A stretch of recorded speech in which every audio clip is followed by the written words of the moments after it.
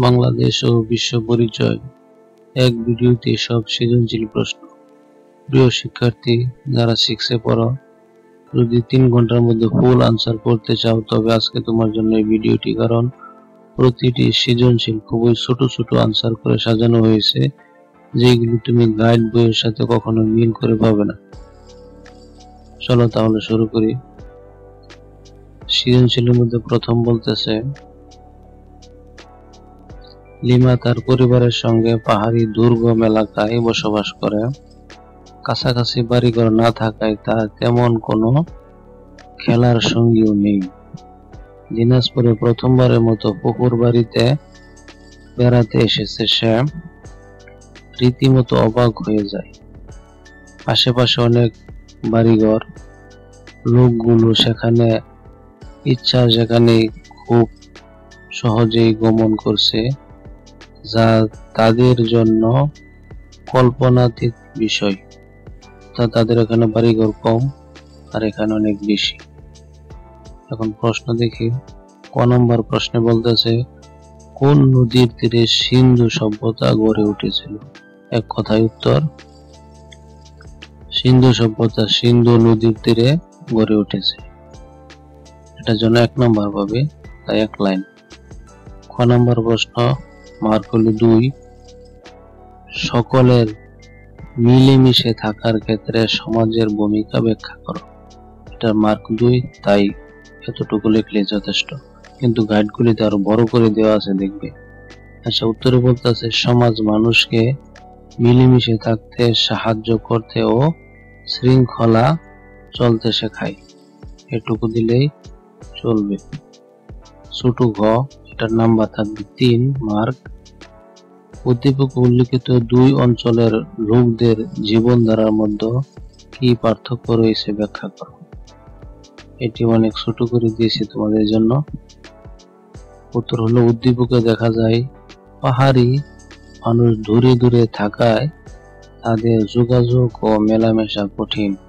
সমতলে ঘনবসতিতে সহজে চলাফেরা ও সামাজিক সম্পর্ক গড়ে ওঠে, তাই পাহাড়িদের জীবন তুলনামূলকভাবে বিচ্ছিন্ন ও কষ্টসাধ্য। অন্যদিকে সমতলের মানুষের জীবন সহজ ও সামাজিকভাবে উন্নত। এতটুকু লিখলেই চলে যাবে ইনশাল্লাহ। তারপরে বড় গ, এর জন্য নাম্বার হলো 4। এটা একদম ছোট করে দিয়েছি। উত্তর হলো, দেখো প্রশ্ন এটা, উত্তর হলো ভৌগোলিক পরিবেশ মানুষের জীবনধারা, যোগাযোগ ও সামাজিক সম্পর্ককে প্রভাবিত করে। পাহাড়ে মানুষ বিচ্ছিন্নভাবে থাকে আর সমতলে ঘনবসতিতে মিলেমিশে বসবাস করে, ফলে পরিবেশ সামাজিক গঠনে গুরুত্বপূর্ণ ভূমিকা পালন করে। এই হলো তোমার 10 মার্ক। একটা সৃজনশীল, এইভাবে 5টা সৃজনশীল সাজিয়েছি, ইনশাল্লাহ কমন করবে। 2 নম্বর সৃজনশীল দেখি। তবে তার আগে বলিনি, তোমার অন্যান্য বইয়ের এরকম ভিডিওগুলি আমার চ্যানেলে দেওয়া আছে, অবশ্যই দেখে নিবে এবং নতুন হয়ে থাকলে চ্যানেলটি সাবস্ক্রাইব করে শুরু করবে। 2 নম্বর সৃজনশীল দেখি। মিলি তার বড় বোনের সাথে সমাজ বিষয়ে আলোচনা করছিল। তার বোন বললেন, মানুষের জীবন বিভিন্ন পরিবেশ দ্বারা প্রভাবিত হয়ে থাকে। পরিবেশের মাধ্যমে মানুষের জীবন নিয়ন্ত্রিত হয়। তিনি উল্লেখ করেন, রাজশাহীতে রেশমি শাড়ি, ডেমরার তাঁত শিল্প ও সিলেটের শীতল পাটি উপযুক্ত পরিবেশের জন্য বিকাশ লাভ করেছে। আচ্ছা, এখন প্রশ্ন দেখি। সমাজ গঠনের প্রথম ধাপ কি? উত্তর হলো, সমাজ গঠনের প্রথম ধাপ হলো পারস্পরিক সহযোগিতা ও মিলেমিশে থাকা। দেখি খ নম্বরে কি বলছে, সমাজের বৈশিষ্ট্য 2টি লেখো। 2টি বৈশিষ্ট্য হলো, 1 নম্বর পারস্পরিক সম্পর্ক ও সহযোগিতা, 2 নম্বর একত্রে বসবাস ও নিয়ম শৃঙ্খলা অনুসরণ। তারপরে ছোট গ, এটার নাম্বার হবে 3। এটা হলো প্রশ্ন। উত্তর হলো, শিমুর বড় বোন ভৌগোলিক পরিবেশের প্রতি ইঙ্গিত করছে, কারণ মানুষের জীবনযাপন ও শিল্পের বিকাশ ভৌগোলিক পরিবেশের উপর নির্ভরশীল। উপযুক্ত আবহাওয়া ও সম্পদ রাজশাহীতে রেশম, ডেমরার তাঁত এবং সিলেটে শীতল পাটির বিকাশে সহায়তা করছে। এটুকু দিলেই 3 নম্বর পেয়ে যাবে, সুন্দর করে লিখতে পারবে। 4 নম্বর প্রশ্নে কি বলতেছে, এটা হলো প্রশ্ন করে নিও। উত্তর হলো ভৌগোলিক, সামাজিক, সাংস্কৃতিক ও অর্থনৈতিক পরিবেশ মানুষের জীবন ও সমাজ গঠনে প্রভাব ফেলে। ভৌগোলিক পরিবেশ, আবহাওয়া ও সম্পদ মানুষের কাজকর্মের সরাসরি প্রভাবিত করে, যেমন রাজশাহীতে রেশম, ডেমরার তাঁত ও সিলেট শীতল পাটি বিকাশে পরিবেশের সহায়ক ভূমিকা রেখেছে। হলো 2টা। তারপর 3 নম্বর সৃজনশীল প্রশ্ন। দীর্ঘদিনের শৃঙ্খলা অবস্থা কাটিয়ে একটি রাজবংশ বাংলার সিংহাসনে আসে। অল্প বিস্তার ছেদ পড়লেও রাজবংশ 400 বছর বাংলা শাসন করে। উত্থান পতন সভ্যতার নিয়ম। যথা নিয়মে এক সময় এ রাজবংশের পতনও অনিবার্য হয়ে পড়ে। এটা হলো উত্তর। প্রস্তর যুগ কাকে বলে? উত্তর হলো যে যুগে মানুষ প্রধানত পাথর বা প্রস্তর দিয়ে তৈরি অস্ত্র ও যন্ত্রপাতি ব্যবহার করত তাকে প্রস্তর যুগ বলে।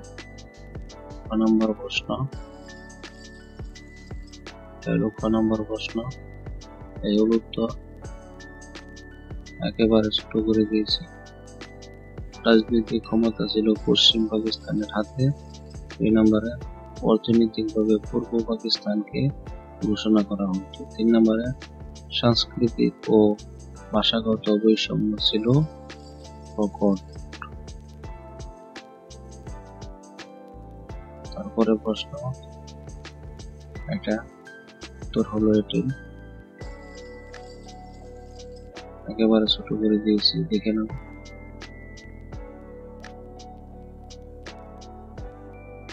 তারপরে প্রশ্ন এটি। উদ্দীপকের শেষ বাক্যটি সম্পর্কে তোমার মতামত উপস্থাপন করো।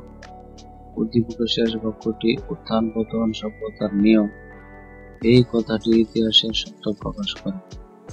কোন রাজবংশ চিরস্থায়ী নয়। পাল রাজবংশ যেমন এক সময় সমৃদ্ধ ছিল, তেমনি দুর্বল প্রশাসন, বিদ্রোহ ও আক্রমণে তাদের পতন ঘটে। ইতিহাস প্রমাণ করে যোগ্য নেতৃত্ব ও ন্যায় নীতি না থাকলে কোন শক্তি টিকে থাকে না। 4 নম্বর সৃজনশীল নাম। আলী বার্ষিক পরীক্ষায় ছুটির পর প্রতিবার গ্রামের বাড়িতে বেড়াতে যায়। তাদের বাড়ির পাশে বেতের বানানো চেয়ার টেবিল রয়েছে। তাদের গ্রামে জারি সারি গানের আসর বসে। এভাবে সৃজনশীল দেওয়া। প্রশ্ন দেখো কি বলে, আদর্শ মূল্যবোধ সংস্কৃতির কোন ধরনের উপাদান? উত্তর হলো আদর্শ মূল্যবোধ সংস্কৃতির অবস্থাগত উপাদান। 6 নম্বর প্রশ্ন এটি উত্তর।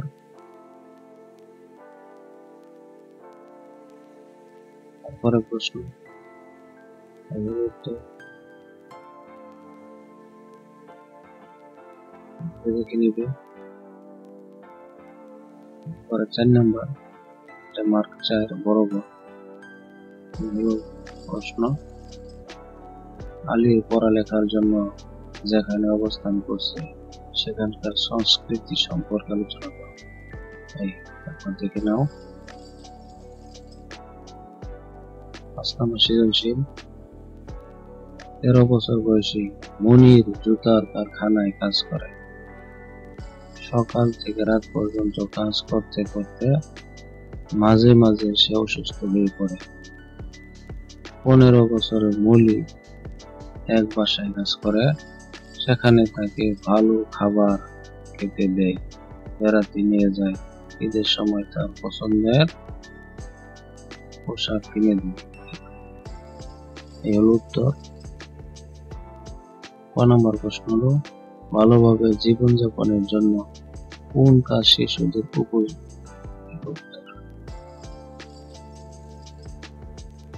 এই 6 নম্বর প্রশ্ন, এর উত্তর।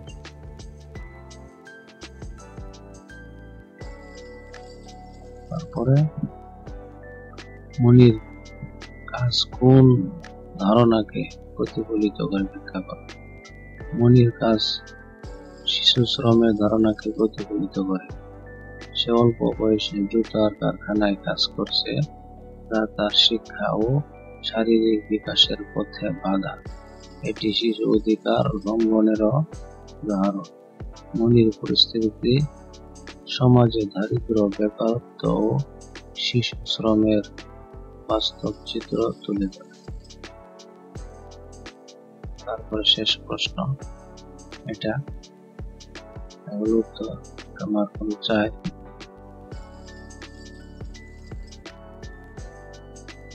তবে শেষ পর্যন্ত থাকার জন্য তোমাকে ধন্যবাদ। অবশ্যই চ্যানেলটি সাবস্ক্রাইব করে রাখবে।